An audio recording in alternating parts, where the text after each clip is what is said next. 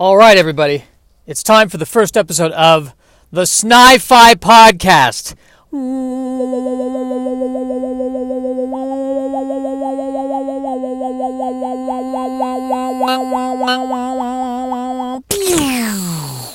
pew pew pew pew pew pew pew pew pew. I think that alone right there, the bad laser sounds that I make, that right there makes this entire endeavor worth it for me. Okay, so here's the game. Here's the skinny. Here's the plan, folks. I'm a comedian.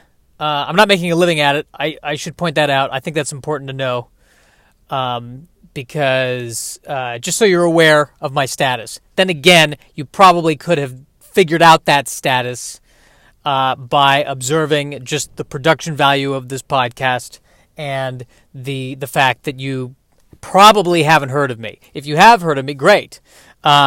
Thanks, Mom and Dad, for listening. But I am, as I said, comedian. And I am a big sci-fi nerd. And I like sci-fi stuff, but I find that if I go up on stage and I talk about it for too long in a room full of people who are not like-minded, the attention of the overall audience will begin to drift. And so there's a lot of thoughts I have that are sci-fi related that I want to share somewhere. And so it seems like a podcast makes the most sense because I'm alone in a car and no one can stop me from saying these things out loud. Perhaps someone should, but no one can at this moment that I'm aware of. And if at this point, if someone does, then this podcast was not meant to be. But at any rate, the way I figure it, I'm going to divide this into, 4, maybe 5 segments. The first segment is, how am I doing? And how does that relate to an episode of Star Trek: The Next Generation? Okay, I'm very sad. It's been hard for me. I'm very sad. I'm dealing with a family tragedy. My cousin recently committed suicide, and so I've been sad. Interestingly enough, I've struggled with depression, but I wouldn't describe it as depressed. It's been a combination of grief, anger, and irritable bowel syndrome. The irritable bowel syndrome really stemming more from the fact that I've totally gone off my diet and have been eating horrible things because I'm grieving. So that's how I'm justifying that. But I find that when I'm down, I do go back to watching Star Trek: The Next Generation. For me, that's the show. That's the Star Trek I grew up with, and it provides some comfort. And when I need to feel certain emotions, I watch certain episodes that cause those emotions to come to the forefront. If I need to cry, for instance, I watch the episode right after Best of Both Worlds. See, as if I were a nerd, I would know this. I think it was called Family. It's the one where Picard goes back to France and meets his brother. And they fight, and then eventually his brother kind of helps him through the pain of the fact that Picard was just assimilated by the Borg, and the Borg used him to kill a bunch of people, and he feels bad about it, and which really doesn't do the episode justice by saying he feels bad about it. It almost sounds like the scene is, yeah, I feel bad about it. I feel kind of bad. I killed some people. I tried to stop it, but couldn't. So I'm feeling like I need to buy some gift cards. No, this episode was much better than that. The episode was much better than Picard saying, I better get some gift cards for people because I'm feeling kind of bad. And the big thing I notice is Picard goes back to France. To France! France! Le France! To meet with his brother because he is French. Jean-Luc Picard. He is French. And he meets his brother and his nephew and his sister-in-law, and everybody has a British accent. Everybody. What happened to France in the 24th century? I think it must have been the 22nd century. Well, it wasn't the 22nd century because by then the whole world was at peace. So it must have been 21st century. At some point, I guess, Britain said, we're taking France again. Screw it. We're going to Henry V this. Let's Henry V it, baby. And boom, suddenly everyone is speaking with a British accent. They should explain that. Perhaps they'll explain that in this upcoming episode of Picard. I don't know. So, yes, so that's kind of how I'm doing. I'm sad. I don't want to go into too much detail about the family stuff. I'm doing another podcast where I'll probably go deeper into the family stuff. And by the way, it's just the fact that my first thought after all this happened, it wasn't my first thought, but it was like my 10th thought after I found out about my cousin was, I should do a podcast about this. And then I went, oh, I'm that guy. I'm in Los Angeles. That's what that means. All right, so that's the How Am I Doing segment. Next segment is going to be science fiction news. News and science fiction. Or news and sci-fi entertainment. So, news item number 1, in the next season of Titans, I think Robin is going to be Nightwing, and so they were showing the Nightwing costume. They were showing off the Nightwing costume. There were some photos that went online showing it off, and I got to be honest, Nightwing makes no sense to me. It really doesn't. It was because it's Robin who's grown up, and he said, I'm older. I need something. I'm older. I'm meaner. I'm tougher. Robin, this is too kid-friendly. I need something tougher. I'm going to be Nightwing. And I imagine it must be difficult for a criminal who's never been to Gotham City before to encounter Nightwing for the first time. Because if he doesn't know who Robin is or Batman, he's totally going to be confused. When Nightwing is like, I'm Nightwing. And the criminal's like, I don't get it. What do you mean I'm Nightwing? Yeah, but what you're just a what is that? What is a Nightwing? I mean, a wing is a wing whether it's day or night. Are you saying you're a nocturnal wing? Yeah, yes. Not that yes. I used to be Robin. That's what. Oh, Robin. I see. Yeah, I'm Robin, but I'm darker. Okay. So wait, is Batman nearby? No. I'm my own superhero now. I'm Nightwing. I am Nightwing. I am the wing of the night. I am winged night. Nightwing. I'm my own thing. So Batman's not coming. That's correct. So just you and you're Nightwing. Yes. Yeah, I still don't get it. I mean, what's not to get? I don't know. I mean, I get. Okay, I guess the wing part I get from you being Robin, but I mean, weren't you fighting crime at night when you were Robin? Yes. Well, all right. So you're Night Robin. No, I'm Nightwing. Well, Night Robin would make more sense. Well, I can't call myself Night Robin. Why? Well, that sounds.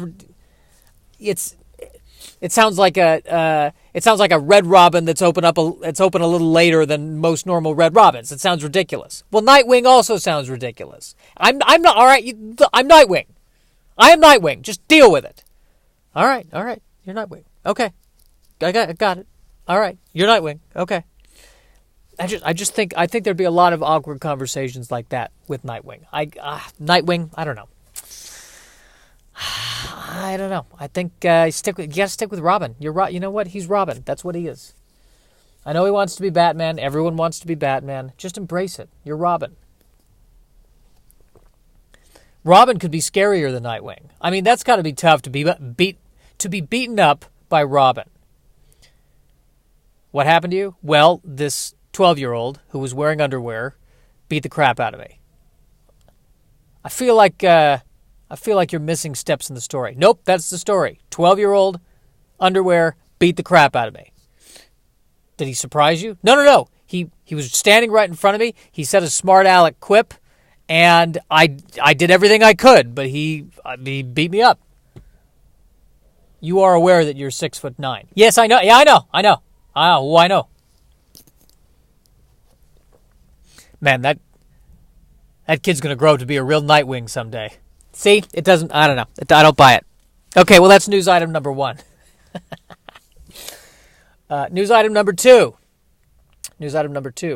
Godzilla versus Kong, the new movie Godzilla versus Kong, will be delayed for a few months. I'm really sorry to be the bearer of bad news. I know you were hanging a lot on this. You know, you were planning your year. Your calendar was mapped out. Everything was hinging on Godzilla versus Kong coming out when you thought it was going to come out, and now I'm blowing it all up. And you're going to have to start over. Oh my God. OMG. What's the holdup? It's probably a scheduling conflict. My guess would be Godzilla. He got another film. He's doing the next Nancy Meyers romantic comedy. Something's Godzilla give. Oh man. Ooh, that one's making me hurt. That one hit me right in the Nightwing. Something's Godzilla give. Oh, it's always the ones you don't plan for. Those are the ones that are lovely, aren't they? Godzilla versus Kong. So I'm reading about. It's interesting the history of these two franchises, because when you compare them, how hysterical they are. So you've got Godzilla.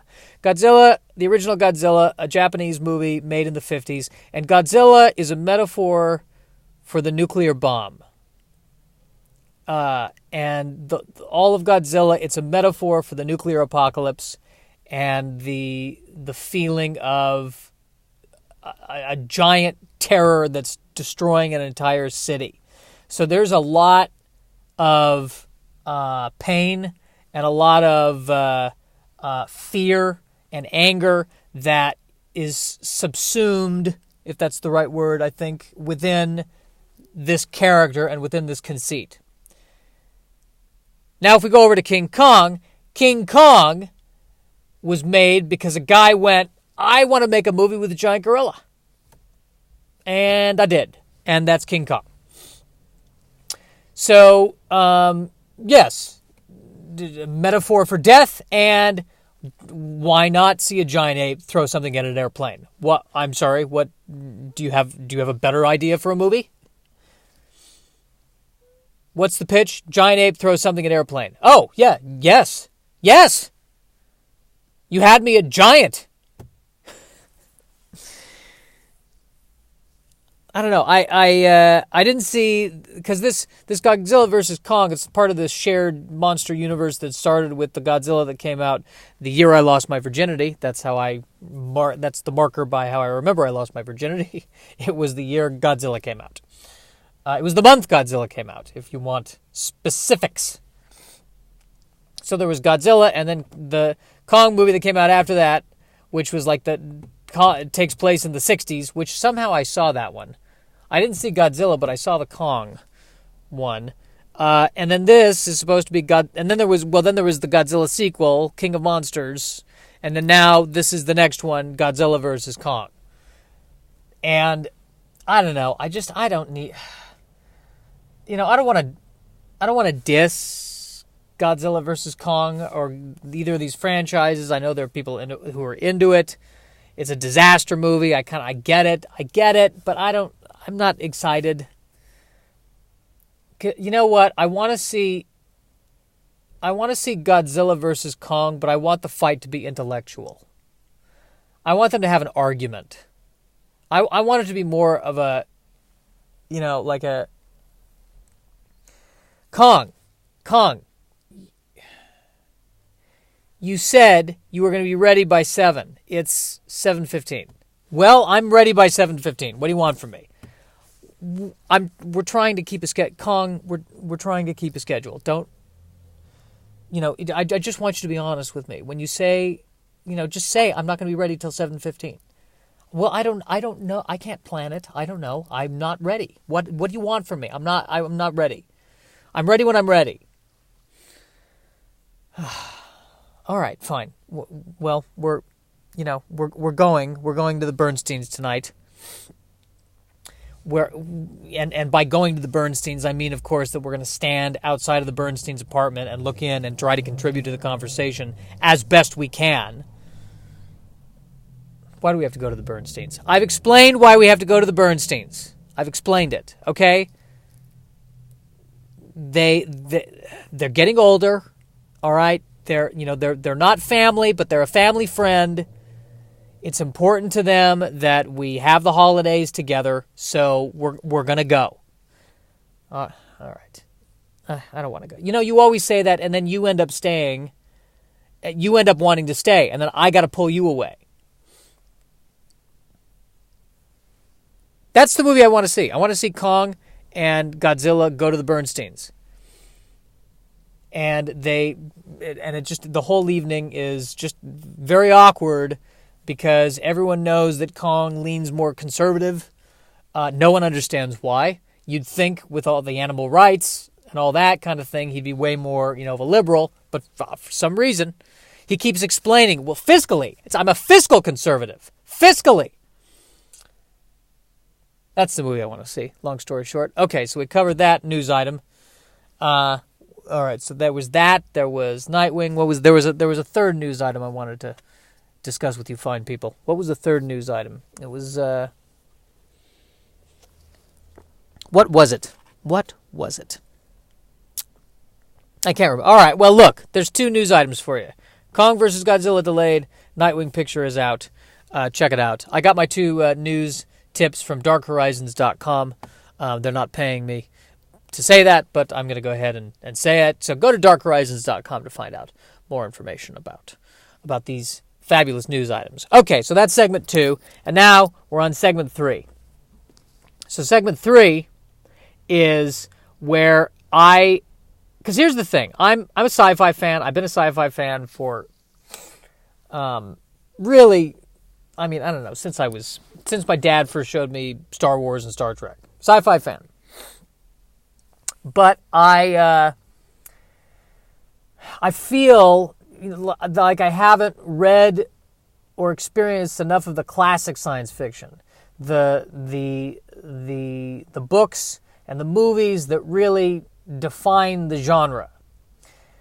Moreover, I'm beginning to really feel like, science fiction in the modern sense, I don't know what it is anymore, because it's beginning to feel to me like it's combined too much with fantasy, and it's all kind of being lumped into sci-fi. And so I want to go back, and every podcast I want to kind of go through a classic sci-fi story of some kind, and just kind of talk through it and really rip it to pieces. That's the goal. And out of love, I want to just reaffirm that, out of love. So I thought, what better way to launch the Sci-Fi podcast than discussing Dune? And I think the way to attack this is I'm pulling up the Dune Wikipedia page, and I am it's the Dune Wikipedia. And I'm going to just kind of go through the plot summary, because the goal here is that if you're a sci-fi fan like I am, and you want to be as up to date as you can on all the sci-fi, definitely go read Dune. But if you're a sci-fi fan and you have, you're okay sleeping and you don't need, help, perhaps the Wikipedia will be enough for you. And again, I say this out of love. I get the brilliance of the novel. I really do. I did read the novel. It took me a year. I kind of did a page every 2 weeks. And I also saw the David Lynch movie. I've seen the David Lynch movie multiple times. I like the David Lynch movie. There's something about it. I like it. I guess the movie, I don't think it did well when it came out, but I enjoyed the film, but I wanted to read the book so that I could get a sense of the book.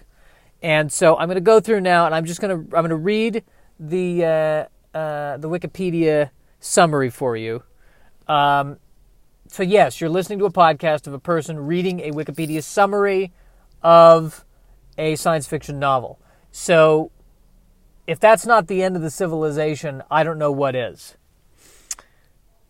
In fact, I have a feeling that really the prologue of Mad Max should be a guy doing a podcast where he's reading the summary of Dune, and Mad Max is seeing that going, oh, okay, this is going to be a desert in 5 years. Got it. Okay, plot. Dune, from Wikipedia.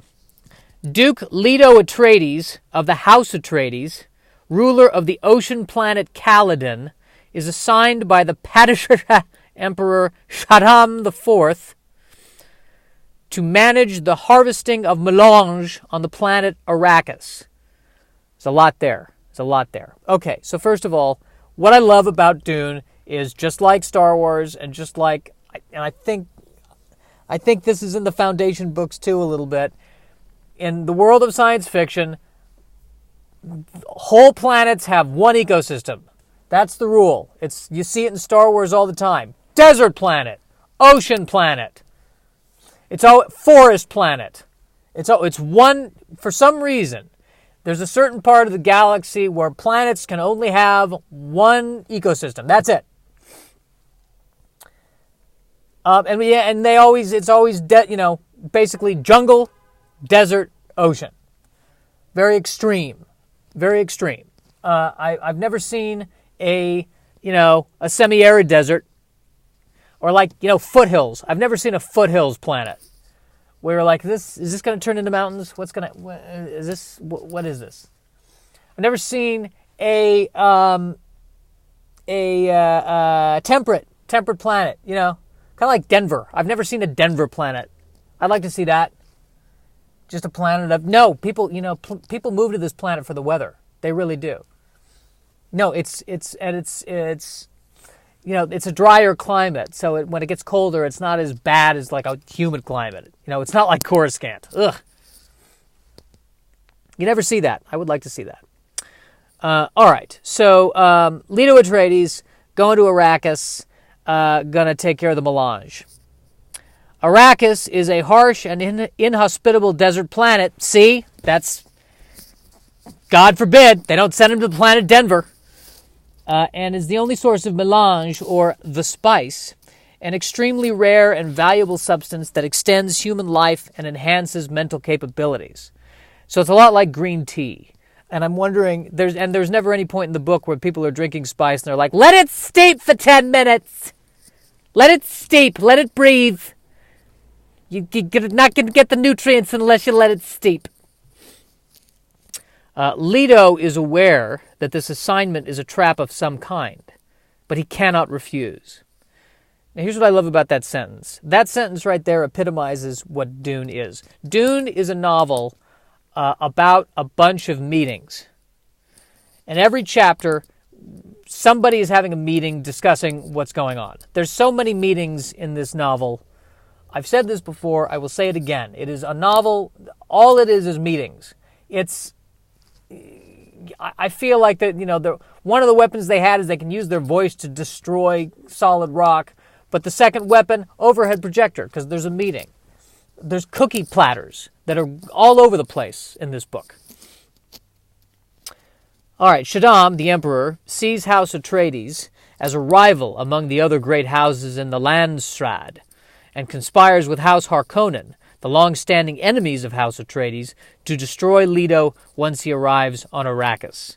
So this is just basically, it's like World War I. It's how all that started, in that it's really, no one knows. Leto's concubine, Lady Jessica, is an acolyte of the Bene Gesserit, an exclusively female group that pursues mysterious political aims and wields physical powers that appear superhuman. They love Gloria Steinem. Won't stop talking about her. Huge Gloria Steinem fans. That was a cheap joke, but you know what? What can I say? They can't all be something's Godzilla give. Okay. So, though Jessica had been instructed by the Bene Gesserit to bear a daughter as part of their breeding program. Out of love for Leto, she bore a son, Paul. Finally, a name I can pronounce, Paul. Paul is trained in warfare by Leto's aides, the Mentat assassin Thufir Hawat. I'm not saying that name right. I'm totally mispronouncing that name. Is it Thufir? Thufir. Is it Thufir? It can't be Thufir. Do I have a Thufir here? Thufir Hawat. Yeah, that's me. Thufir. Thufir. How? What does the name mean? Oh, it's an ancient name that means bassoonist. Thufir. Okay, Thufir. I don't know. Thufir. It sounds. It doesn't sound PG. I gotta say, Thufir. Sounds like you'd say, "Man, he hit me right in the Thufir." Okay, so he's trained by the Mentat assassin Thufir Hawat and elite soldiers Duncan, Idaho, and Gurney Halleck.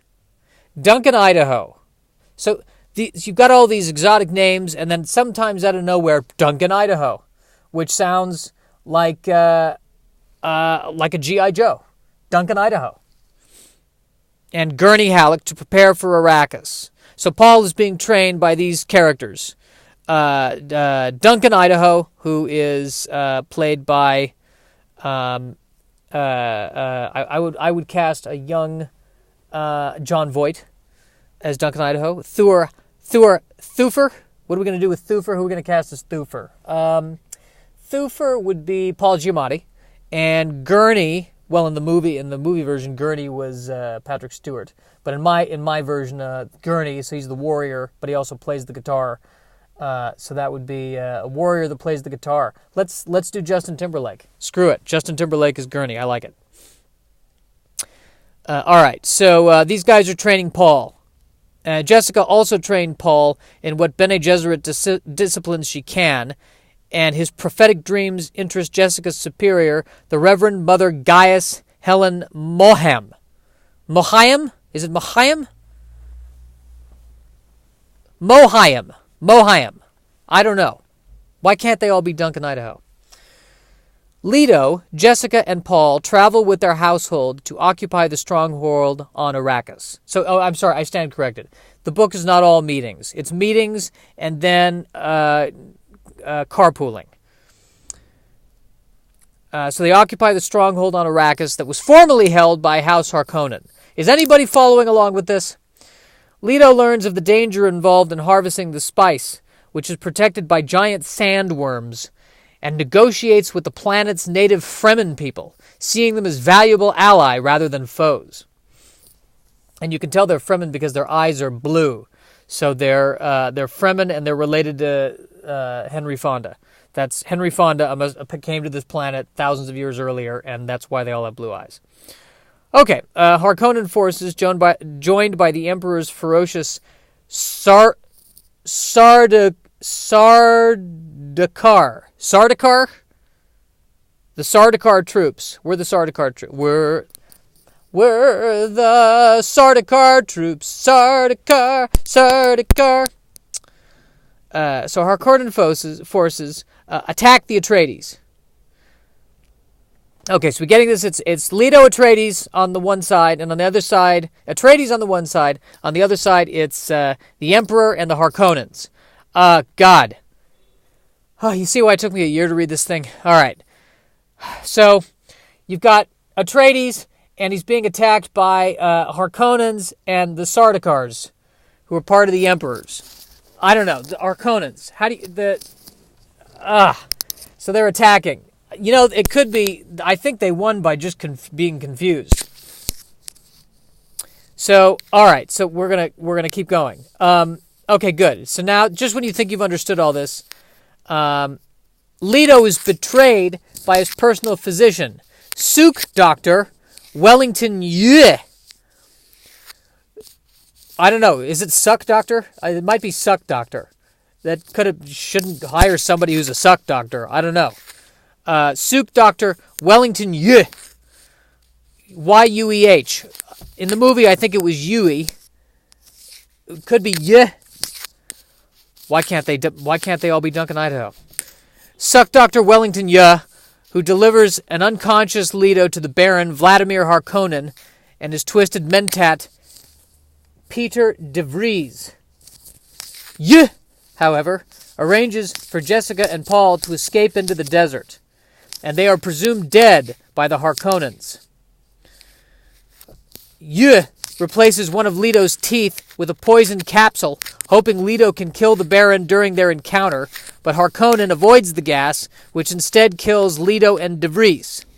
The Baron forces Hit, I think that's Thufir, old Thufir, to take over De Vries' position while he follows the Baron's orders. Huet works out how to undermine the Harkonnens. Is anyone following this? I don't even know if the characters are following this.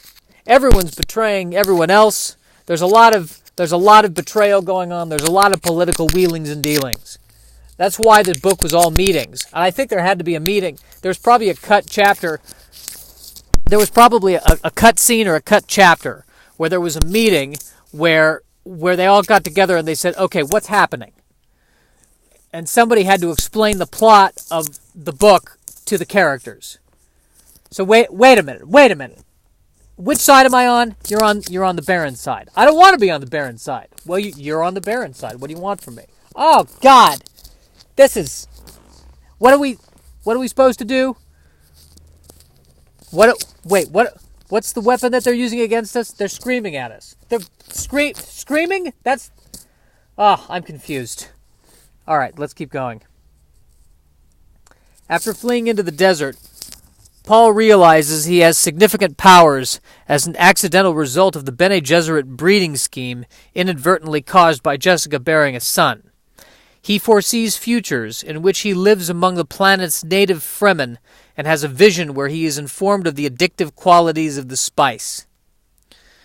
So his powers, because she had a son instead of a daughter, he's got powers. He can predict the future, and he knows about drugs. I don't know. I see what the book was written in the 60s. So I see this is what they considered a superhero in the 60s. See the future. You know what I know what the drugs do, man. What's his power? His power is he doesn't need to weigh the cocaine to know how much is there. 4 kilos, man. 4 kilos. You watch out for this cocaine. This is some serious stuff, man. This is going to trip you out. Every superhero team needs this guy. I think his power is he knows a guy. That's his power. Okay. Okay, Paul and Jessica are accepted into the Fremen community of Satich Tabor. You know what? How many imaginary names does this author get to create? He's sitting in a room going Sietchtabr. Done. Sci-fi epic. Okay, so they're in this community, and they teach the Fremen the Bene Gesserit fighting technique known as the weirding way. Which, I think in the movie, it's like literally they scream and it breaks things with the power of the voice. But weirding way, just the way... I wish the power had been, you just stand next to someone and you're weird. And and it causes them to not want to be near you. I think that'd be great if that's how they defeated the... Sir, the soldiers are attacking. Why? It's getting awkward. I don't know how else to say it. Okay, Paul proves his manhood and chooses his Fremen name, Moadib. Jessica opts to undergo the ritual to become a Reverend Mother by drinking the poisonous water of life. It's water of life, but it's poisonous. That's interesting branding there. Pregnant with Leto's daughter, she inadvertently causes the unborn child, Aaliyah, to become infused with the same powers in the womb. Paul takes a Fremen lover, Chani, and has a son with her, Leto II. Why only Leto II? When we're making crazy names, why not have a son and name the son Kapakadubada Dubadabapapap Skoo Wabadabahu II? All right, 2 years pass, and Paul's powerful prescience abilities have manifested, which lead the Fremen to consider him their Mahdi, Messiah, Mahdi, Mahdi. Paul recognizes that the Fremen can be a powerful fighting force to take back Arrakis, but also sees that if he does not control them, their jihad could extend to the entire universe. That's scary. That's tough. That's scary. That's a tough thing. That if we could win the war, but at the same time kill everyone in the universe. That's a tough thing to negotiate. That's a tough thing. You'd think it wouldn't be. You'd tell the army, listen, we're going to defeat the bad guys, but stop there. But the army is like, well, let's defeat the bad guys and the universe. No, not and the universe. Just the bad guys. But on the other hand, I don't... Perhaps the reason why he's afraid that they're going to defeat the whole universe is because they're so confused over who the heck is on what side that they... You know what? We're just going to kill everybody. I don't know. Harkonnens? What do you mean, who? I thought Thufir was with us. Thufir's with him now? I thought he was with us. Thufir? Ah, come on. Thufir, of all people. Okay. So, the Baron decides to... Okay, let's see. Oh, sorry, I skipped it. All right. Word about this new Fremen leader, Muad'Dib, reaches both Baron Harkonnen and the Emperor as spice production falls due to increasingly destructive Fremen raids. The Baron decides to replace his more brutish nephew, Glasso Rabban, with his shrewd nephew, Faid Rutha. Faid Rutha. I think a lot of these names, I think the author is getting from Eastern or Muslim names. I think. I don't know. I want to be. I'm not sure. They sound cool, and I can't pronounce any of them. So now my fear is with this entire podcast: am I offending half the world? Have I done that? I probably have. I'm sorry. I should have. Now I need to do an apology podcast where I apologize if I offended. Faid Rutha. Okay, so the brutish nephew's out, and the shrewd nephew is in. So the brutish nephew is like, let's beat everybody up, and the shrewd nephew is like, wait a minute, I think if we go to the outlet store, you can get the same exact shirt, but $20 cheaper. Yeah, put him in charge. Yep. Okay. The Emperor suspects that the Baron of trying to create troops more powerful than the Sardaukar to seize power. See, this is why the Fremen are like, let's just kill everybody. I don't know what the heck's going on. So the Emperor sends spies to monitor activity on Arrakis. Thufir, uses the opportunity to sow seeds of doubt in the Baron about the Emperor's true plans, putting further strain on their alliance. So Thufir is still kind of fighting for Paul and the Atreides. But he's kind of doing it in his quiet, in his Thufir way, if you will. Gurney Halleck has reunited with Paul and Jessica. Believing Jessica to be the Atreides traitor, Gurney threatens to kill her, but is stopped by Paul. However, Paul had not foreseen Gurney's attack and believes he must increase his prescience by drinking the water of life. Man, drugs. I need more drugs, man. This stuff's not strong enough, man. This stuff is not strong enough. I need the water of life. Dude, don't do the water of life. Dude, that is way too much. I need the water of life, man. We're going to go to Bakersfield. We're going to cook up some water of life. Let's see. Oh, the water of life has always been fatal to men. Warning, fatal to men. It's on the sticker. It's on the thing, and people still try it. Paul falls into unconsciousness for several weeks after drinking the water, but when he wakes, he has clairvoyance across time and space and has become, okay, here's another one. He has become the Kwisatz Haderach, which was the goal of the Bene Gesserit breeding program. He's become the Kwisatz Haderach. The Kwisatz Haderach, of course. It's what we all want. Not everyone, it reminds me of that Rolling Stones song. You can't always be the Kwisatz Haderach, but if you try sometimes, you'll be the Bene Gesserit Thufir. Okay. Paul senses that the Emperor and Baron are amassing fleets around Arrakis to quell the Fremen rebellion and prepares the Fremen for a major offensive against the Harkonnen troops. How do we know? There was a meeting. A lot of cookie. There was a great cookie assortment. Chocolate. They had the oatmeal raisin, but you know what? It turns out Gurney likes the oatmeal raisin, so it's good that they had it. The Emperor arrives with the Baron on Arrakis, and their combined troops seize a Fremen outpost, killing many, including Leto II. Oh, they killed the kid. Oh, that's depressing. While Aaliyah is captured and taken to the Baron. She remains defiant, putting her trust in her brother and revealing that Muad'Dib is Paul. At that moment, Paul and the Fremen, riding giant sandworms, assault the capital, and Aaliyah assassinates the Baron and escapes. Ooh, it's picking up. It's picking up. That only took 900 chapters. Paul and the Fremen quickly defeat the Harkonnen and Sardaukar troops. Paul faces the Emperor and threatens to destroy spice production forever unless the Emperor abdicates at the throne. Fayed Rutha, the shrewd one, attempts to stop Paul by challenging him to a knife battle. Not so shrewd. Not so shrewd when you should have known when the guy can predict the future, a knife battle not a good thing. Because he sees the future, so he knows what you're going to do. Not so shrewd. It was a moment of not shrewdness. I think the more shrewd move would have been, I will challenge you to I